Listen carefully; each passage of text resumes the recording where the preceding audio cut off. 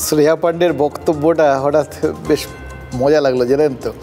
আমাদের ফ্যামিলি ব্যক্তিগত কারিশমায় ভোট পায়, হ্যাঁ, তার মানে দল ঠলের ব্যাপার নেই আর কি, ফ্যামিলিই যথেষ্ট।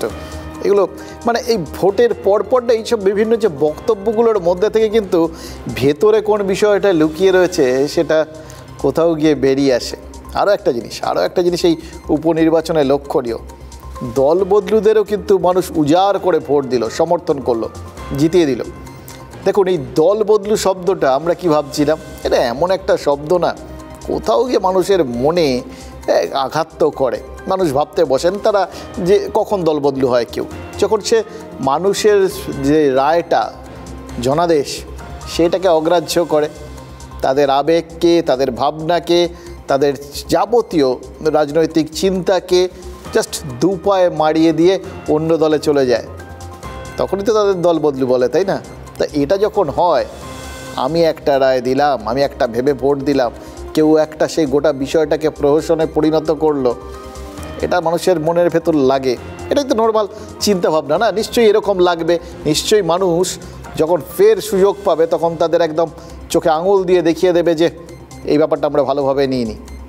কিন্তু কিছুই দেখালো না মানুষ, প্রার্থী দল বদলু, এই প্রচারটা তার মানে কাজে লাগলো না।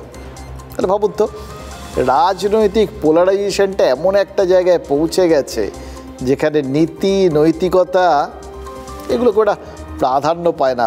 অথবা এরকমও হতে পারে, জানেন তো, যে এই সমস্ত জায়গায় নীতি নৈতিকতার জাস্ট কোনো জায়গায় নেই রাজনীতির ক্ষেত্রে।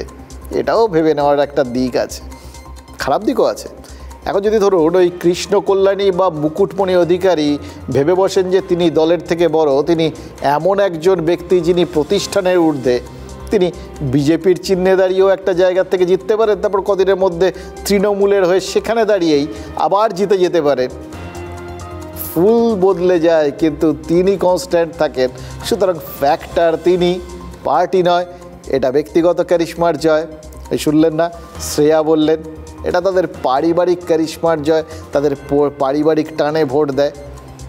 তার মানে পার্টি এক্ষেত্রে ব্যাক সিটে, আর পার্টি যেখানে ব্যাক সিট হয় তখন ব্যক্তিসত্তা যদি বড় হয়ে যায়, তখন সবাই যদি নিজের ব্যক্তিগত জায়গাটা নিয়ে চিন্তা ভাবনা করেন তাহলে তাকে দোষ দেওয়া যাবে? এটা কিন্তু সামগ্রিকভাবে রাজনীতির ব্যর্থতা। কেন ব্যর্থতা? কারণ রাজ্যের এই 294টা বিধানসভা আসনের বা 42টা লোকসভা আসনের ভোট তো এটা ছিল না, এটা তো ছিল মাত্র 4টে কেন্দ্রের ভোট। সেই কেন্দ্রে, 4টে কেন্দ্রে বিরোধীরা যে যার মতো করে সর্বশক্তি নিয়ে ঝাঁপাতে পারত। তারা তাদের যাবতীয় চিন্তা ভাবনা শক্তিকে একটা জায়গায় জড়ো করার মতো সুযোগ তাদের কাছে ছিল। ধরে নিচ্ছি যে তাদের গোটা রাজ্যে, যেটা বিজেপির ক্ষেত্রে দেখা গেছে, বামেদের ক্ষেত্রে দেখা গেছে, যে এমন শক্তি নেই সব জায়গায়, বুথ স্তরেও তারা সমানভাবে নিজেদের লোক দিতে পারবে বা নিজেদের শক্তিটাকে একত্রিত করতে পারবে। কিন্তু যখন মাত্র 4টে জায়গার ভোট, সেখানটায় তারা তাদের নিজেদের যাবতীয় শক্তি, সাংগঠনিক শক্তি, সেইটাকে কোথাও নিয়ে গিয়ে দাঁড় করাতে পারলো না এক জায়গায়। আর সত্যি কথা বলতে কি, তাদের হাত তো খালি ছিল না, ইস্যু তো ছিল অনেক, সেইগুলো তারা কাজে লাগাতে পারলো না। দেখুন, লোকসভা ভোটের ফল দেখে শহুরে ভোটারদের নিয়ে আশঙ্কা ছিল খোদ তৃণমূল নেত্রীর মনে। মমতা বন্দ্যোপাধ্যায় নানা রকম ব্যবস্থা নিয়েছিলেন যার জন্যে, এবং সত্যি বলতে কি, তিনি তো প্যান্ডোরার বাক্সটা হাট করে খুলে দিয়েছিলেন, চোখে আঙুল দিয়ে দেখিয়ে দিয়েছিলেন যে তৃণমূলের নেতাকর্মীদের একের পর এক কুকীর্তি কীভাবে চারপাশে দগদগ করছে। সবার সামনে সেগুলো উঠে এসেছিল। মমতা বন্দ্যোপাধ্যায় বলেছিলেন বলেই উঠে এসেছিল। মমতা বন্দ্যোপাধ্যায় বলেছেন, সুতরাং রিলে সিস্টেমে একের পর এক নেতা মন্ত্রী তারা দায়িত্ব নিয়ে অন্যের কুকীর্তিগুলো সামনে আনার জন্য উঠে পড়ে লেগেছিলেন। আমরা দাঁড়িয়ে দাঁড়িয়ে দেখেছিলাম আমাদের সামনে বিরোধীদের কিছু করতে হচ্ছে না, বিরোধীদের কাজগুলো তৃণমূলই করে দিচ্ছে এবং দেখিয়ে দিচ্ছে কে কী কাণ্ড সব করেছেন আমাদের নিয়ে, আমাদের প্রাপ্য কীভাবে হজম হয়ে গেছে, কীভাবে সরকারি জিনিস হজম হয়ে গেছে, কীভাবে দুর্নীতি হয়েছে বিভিন্ন ক্ষেত্রে, সব সামনে উঠে এসেছিল। এবং মানে ইস্যুগুলো ভাবুন, সরকারি জমি জবরদখল থেকে দুর্নীতি কি নেই, এবং যে মুখ্যমন্ত্রী তিনি ফুটপাথ জবরদখল করার করে যারা বসে আছে নর্মাল সাধারণ মানুষ সচরাচর এই সমস্ত ক্ষেত্রে একটা বিরূপ প্রতিক্রিয়া হয় তাদের ক্ষেত্রে কোনো কড়া ব্যবস্থা নিলে, যেটা এর আগে অপারেশন সানশাইনের সময় বাম আমলে সেক্ষেত্রে হয়েছিল। স্বয়ং মমতা বন্দ্যোপাধ্যায় কড়া অবস্থান নিয়েছিলেন এর বিরুদ্ধে। সেই মুখ্যমন্ত্রী ফুটপাতের জবরদখল মুক্ত করার নির্দেশ দিয়েছিলেন, বেআইনি নির্মাণ ভাঙার নির্দেশ দিয়েছিলেন। আর সেরকমই কিন্তু প্রশাসনিক বৈঠক থেকে তৃণমূল কর্মীদের নেতাদের সংযত হতে বলেছিলেন, বারবার বলেছেন।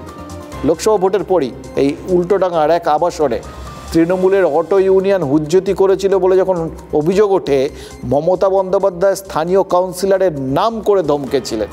পরে তারই নির্দেশে কুণাল ঘোষ আর ওই তৃণমূল কাউন্সিলর শান্তিরঞ্জন কুণ্ডু ওই আবাসনে গিয়ে আবাসিকদের বুঝিয়ে সুঝিয়ে ক্ষমা টমা চেয়ে এসেছিলেন। আজ উপনির্বাচনের ফল বেরোতে দেখা গেল যে এই শান্তিরঞ্জন কুণ্ডুর এলাকা থেকেই সব থেকে বেশি লিড পেয়েছেন তৃণমূল প্রার্থী সুপ্তি পাণ্ডে। আর তারপরেই খুব ইন্টারেস্টিং একটা ঘটনা ঘটলো। ওই বললাম না, সব কিছুর সাথে সব কিছুর একটা যোগাযোগ থাকে, একটু তলিয়ে ভাবুন। ঠিক যেরকম করে বললাম যে মানুষের জনাদেশকে কোথাও গিয়ে পায়ে মারিয়ে তাদের আবেগ নিয়ে ছেলে খেলা করার পরেও যদি কেউ তারপরের ভোটে আবার সেই জিতে আসেন, তখন তিনি ভাবতেই পারেন তিনিই আসল। পদ ভাবে আমি দেব, রথ ভাবে আমি, মূর্তি ভাবে আমি দেব, সেরকম তিনি ভাবতেই পারেন। এবার সেই জায়গাটায় এই এত কাণ্ড হয়ে যাওয়ার পর ক্ষমা টমা চাইতে হলো, এত কিছু হলো, তারপর সেখান থেকেই সব থেকে বেশি ভোটের লিড, তাহলে সেখানেও কি একটা এরকম কারুর মনে হতে পারে? আমাকে বলা সোশ্যাল মিডিয়ায় কাউন্সিলরের অনুগামীরা কি পোস্ট করেছে জানেন?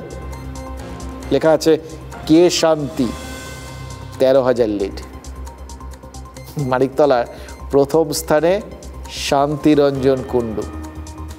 এবার বুঝতে পারছেন বার্তাটা কি? ভেতরে ভেতরে ফেলে দেবেন, ক্ষমা চাওয়াবেন, আসল তো তিনি। এবার এই সবাই যদি নিজে নিজে আসল ভাবতে শুরু করে, কি হবে এখানে? ওখানে আর ওই হাসে অন্তর্যামীর কোনো জায়গা নেই, হাসার জায়গাতেই কেউ নেই।